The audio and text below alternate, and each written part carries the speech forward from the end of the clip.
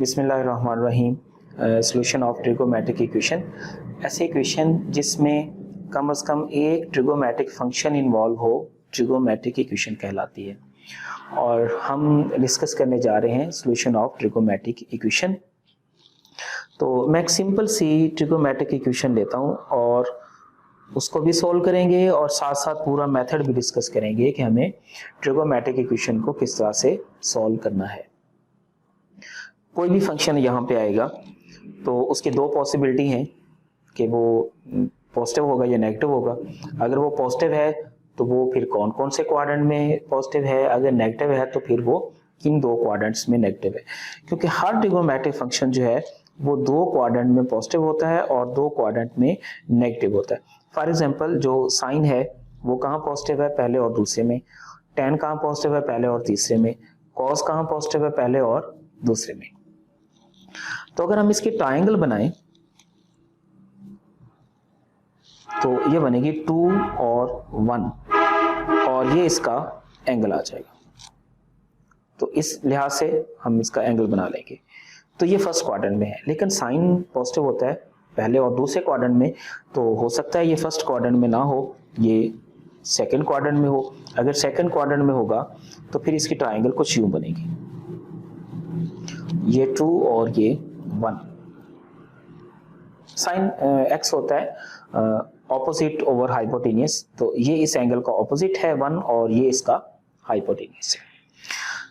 तो लेकिन हमें तो एंगल मेजर करना होता है पॉजिटिव एक्स डायरेक्शन से, और ये कहाँ बन रहा है, ये नेगेटिव एक्स डायरेक्शन के साथ बन रहा है। लेकिन चूंकि रेशियो यही वाली है लिहाजा एंगल भी उतना ही बनेगा जितना ये वाला है। ये एक्स है, ये भी एक्स बनेगा। अगर हम इसको इस तरफ से मेजर करते हैं तो फिर यहां से यहां तक एंगल है पाई, यानी 180 180, और हम उसमें से अगर एक्स माइनस कर दें तो ये कितना रह जाएगा, ये रह जाएगा पाई माइनस एक्स। अच्छा, अगर यहां पे ऐसा होता कि sine x is equal to -1/2 होता, तो अब साइन कहाँ नेगेटिव होता है, सेकंड और फोर्थ क्वाड्रेंट में, सॉरी थर्ड और फोर्थ क्वाड्रेंट में। तो अगर हम इसकी ट्रायंगल बनाएं तो ट्रायंगल इसकी ये बनेगी, ये 2 और ये x और ये 1, ये नेगेटिव एक्स डायरेक्शन में है, -1 लिख लीजिए। अच्छा, अब ये एंगल, चूंकि ये रेशोज उतनी है ना, ये वाली, ये ट्रायंगल वही बन रही है, तो एंगल भी उतना ही बनेगा कितना, जितना ये फर्स्ट क्वाड्रेंट में बन रहा है। तो फिर हम इसको यहां से लेकर यहां तक पाई और फिर एंगल आ जाएगा, यानी इसमें लिखेंगे पाई प्लस एक्स। और अब अगर यही वाला फोर्थ क्वाड्रेंट हो, फोर्थ क्वाड्रेंट में कुछ ट्रायंगल इसकी ये बनेगी, ये एक्स, ये 2 और ये -1। डायरेक्शन की वजह से -1 है क्योंकि ये नेगेटिव वाई डायरेक्शन में है। तो फिर भी ये ट्रायंगल तो वही है और ये एंगल भी फिर उतना ही बनेगा कितना, जितना ये बन रहा था। तो फिर हम इसको दो तरह से मेजर कर सकते हैं, या तो ऐसे करेंगे 2 पाई और उसमें से ये एंगल माइनस कर देंगे। अगर हम इसको मेजर करना चाहते हैं फ्रॉम पॉजिटिव एक्स डायरेक्शन, तो पॉजिटिव एक्स डायरेक्शन से एंगल ये बनेगा और ये आएगा 2 पाई माइनस एक्स। और अगर इधर से आए तो फिर हम सिर्फ इसको लिख देंगे -x, ये एंगल बनेगा। अच्छा, हमने देखा कि एंगल उतना ही बन रहा है जितना ये फर्स्ट क्वाड्रेंट में बना था, सिर्फ उसके क्वाड्रेंट्स चेंज हो रहे हैं, लेकिन ट्रायंगल का एंगल जो है वो उतना ही है।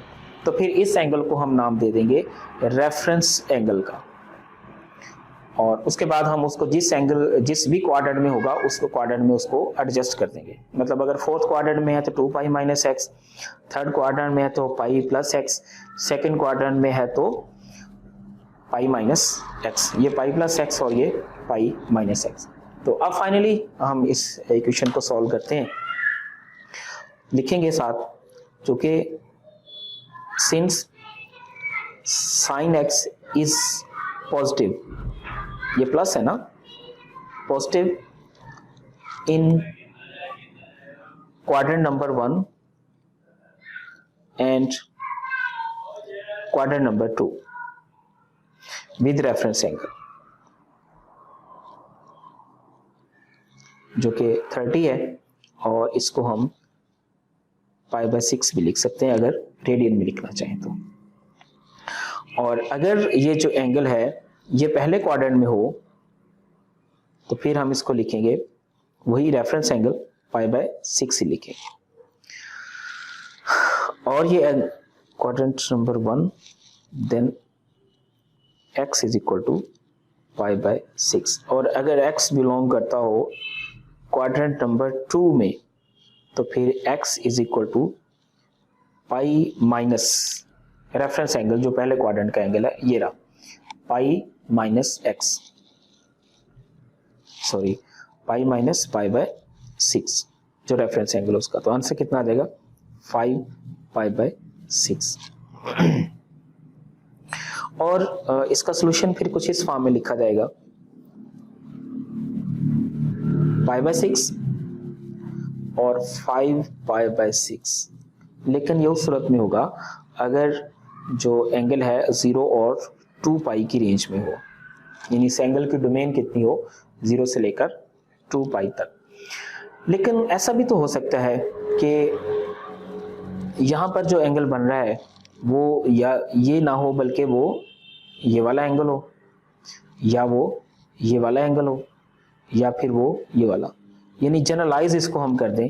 अगर हम इसको हम जनरलाइज कर दें तो फिर जनरलाइजेशन इसकी ये बनेगी कि हम उसके पीरियड्स को ऐड करते जाएंगे। साइन का पीरियड कितना है 2π है, तो इसका फिर जो जनरल एंगल है वो कितना आ जाएगा π/6 प्लस 2nπ और 5π/6 प्लस 2nπ। और अगर हम इसका सॉल्यूशन लिखना चाहें तो फिर सॉल्यूशन ये लिखा जाएगा π/6 प्लस 2nπ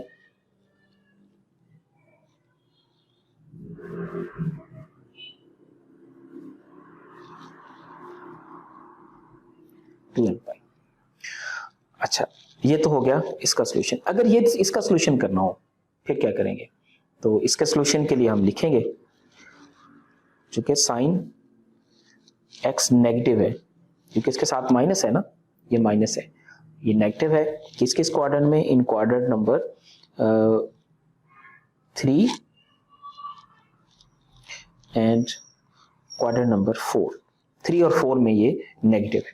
तो फिर x अगर क्वाड्रेंट नंबर 3 में होगा तो फिर हम उसको लिखेंगे x is equal to pi plus π/6 means 7π/6। और अगर x जो है एंगल जो है वो क्वाड्रेंट नंबर 4 में होगा तो फिर लिखा जाएगा x is equal to 2π minus π/6 that is 11π/6। और इसी तरह से फिर इसका जनरल एंगल और जनरल सॉल्यूशन जो है वो मालूम कर लेंगे। तो अभी इसको मैं रिवाइज करता हूँ कि हमें किन स्टेप्स के साथ काम करना है। सबसे पहले तो ये देखना है कि जो भी ट्रिगोनोमेट्रिक फंक्शन दिया गया है वो कहाँ पॉजिटिव और कहाँ नेगेटिव है। उसके लिए हम क्वाड्रेंट सेलेक्ट करेंगे, 4 में से 2 क्वाड्रेंट सेलेक्ट हो जाएंगे। फिर उसके बाद उसका रेफरेंस एंगल मालूम किया जाएगा। रेफरेंस एंगल अभी बताया जो फर्स्ट क्वाड्रेंट का, यानी उसके अगर हम ट्राइंगल बनाए तो उसका जो पहले क्वाड्रेंट का जो एंगल है उसको हम रेफरेंस एंगल का नाम देते हैं, और उसके मुताबिक फिर हम उनको बाकी क्वाड्रेंट के में एडजस्ट कर देंगे। सेकंड में आएगा तो पाई माइनस रेफरेंस एंगल, थर्ड में आएगा तो pi plus reference angle, fourth में आएगा तो 2π माइनस रेफरेंस एंगल। ये बेसिक स्टेप हैं किसी भी ट्रिगोनोमेट्रिक इक्वेशन को सॉल्व करने के लिए। और फर्दर इंशाल्लाह नेक्स्ट लेक्चर में हम और ट्रिगोनोमेट्रिक इक्वेशंस को सॉल्व करेंगे।